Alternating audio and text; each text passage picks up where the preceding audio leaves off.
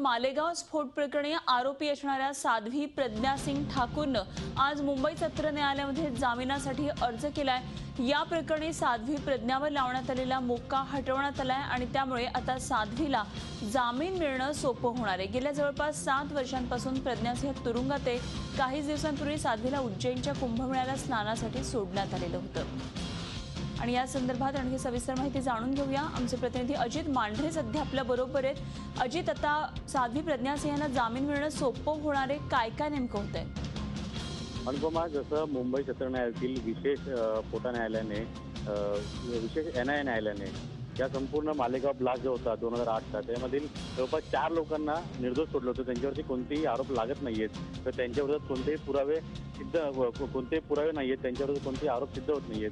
अशा सगळ्या गोष्टी समोर ठेवून न्यायालयाने त्या 4 लोकांना सोडून देण्यासाठी सांगितलं होतं। त्यापैकी एक साध्वी प्रज्ञा सिंग आहे।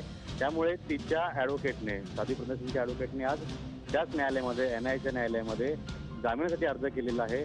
मुळात जामीन मिळाल्यानंतर मग हे प्रकरण पुढे क्रॅशिंग करता म्हणजे याचे संपूर्ण आरोप तिच्याबरोबर कोणते पुरावे न सापडल्यामुळे, कोणते आरोप न सिद्ध झाल्यामुळे हे या पूर्ण प्रकरणातून तिचा सहभाग किंवा तिचं नाव काढावं याकरता पुढे जाऊन प्रक्रिया केली जाईल।